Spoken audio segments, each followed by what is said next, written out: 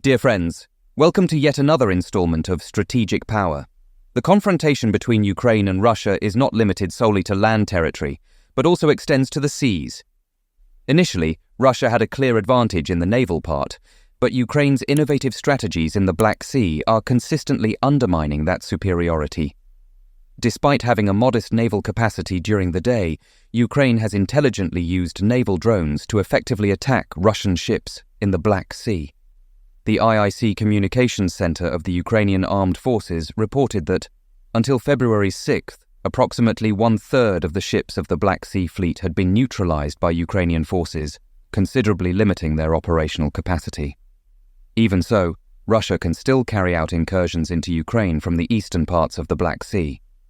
Russia's defensive reaction to Ukraine's unconventional tactics at sea has caused continued concern.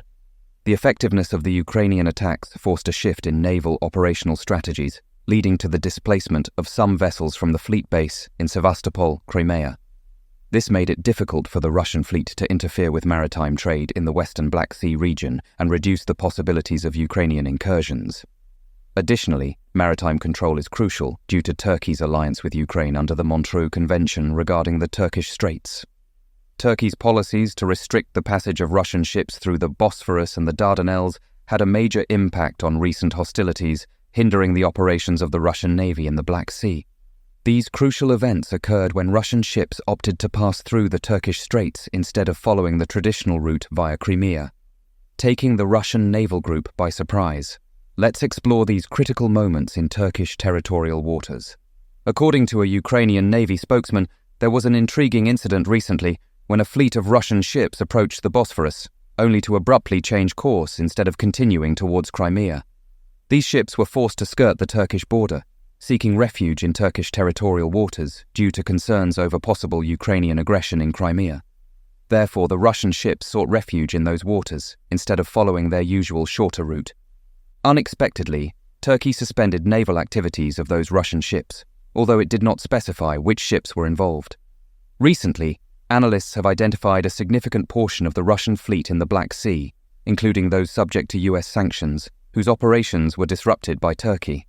A notable case was the bulk carrier Grumant, which drew attention for its visible presence near the Bosphorus, alternating between anchorage sites for 3 days. On February 28th, the ship was loaded with looted Ukrainian grain from Sevastopol and departed with a cargo of approximately 20,000 tons. Now, there is speculation that the ship's inactivity is related to Turkey's strategic maneuvers in the Straits. On the other hand, the bulk carrier Zafar was discovered to remain stationed near the Bosphorus for 2 days. On February 25th, 2 tugboats escorted the ship out of the port of Sevastopol after loading 35,800 tons of illegally obtained grain. The ship is now awaiting passage through the strait. It is relevant to note that 2 additional Russian military vessels faced difficulties crossing the strait.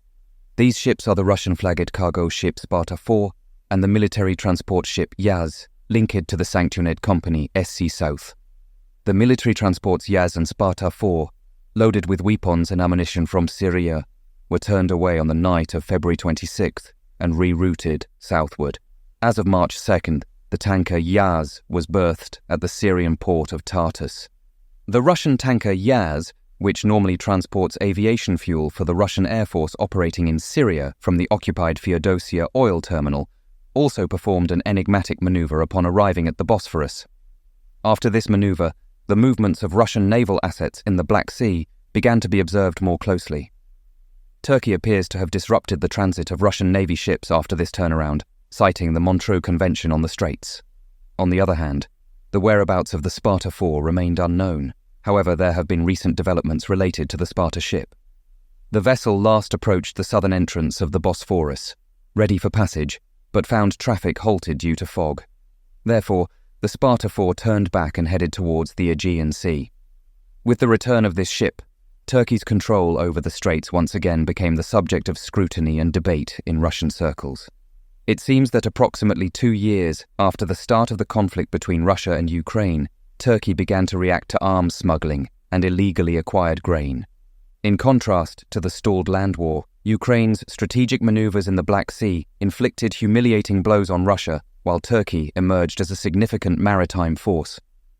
General Valery Zaluzhny, the recently ousted Ukrainian commander-in-chief also made important observations about Turkey's stance in the Black Sea region.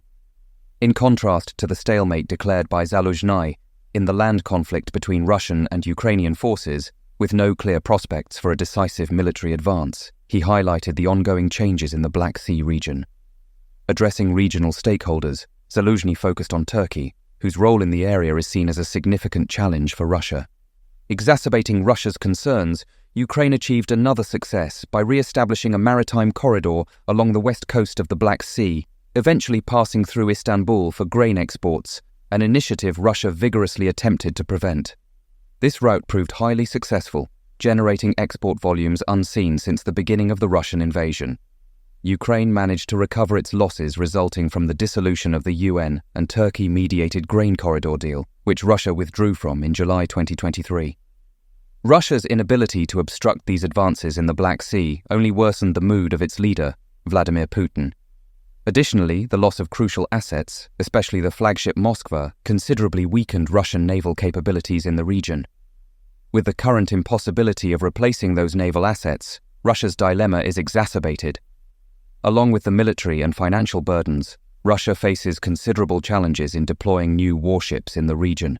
These constraints, coupled with Turkey's assertive stance in the Black Sea, represent a complex problem for Moscow. As the conflict persists and Ukraine continues its defensive operations in the Black Sea, Russian maritime supremacy will continue to diminish. This shift in the regional maritime balance of power favors Turkey, which observes the developments from a relatively comfortable sideline position. This scenario forebodes considerable challenges for Russia in the near future. On the other hand, Turkey and its allies, especially the United States, are positioned to confront these developments as an opportunity, potentially allowing Turkey to assume control in the Black Sea. As the dynamics in the region continue to evolve and each actor seeks to shape the outcomes in their favor, Turkey's crucial role stands out more and more in all possibilities considered. Turkey attaches great importance to the Black Sea, recognizing it as a vital connectivity route, including oil and gas pipelines, and has recently initiated efforts for domestic natural gas extraction in the region. This highlights Turkey's security-centric approach in the area and increases its determination to assume a leadership role.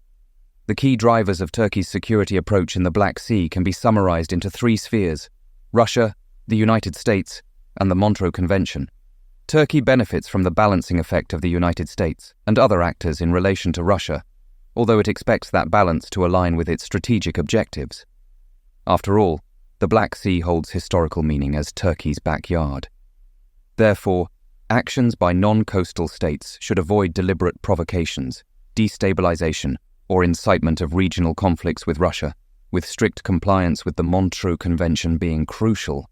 In summary, the combination of Turkey's bargaining power derived from the Montreux Convention on the Straits and Ukraine's potential threat to target the Russian naval contingent in Crimea could significantly impair Vladimir Putin's strategic maneuvers in the Black Sea.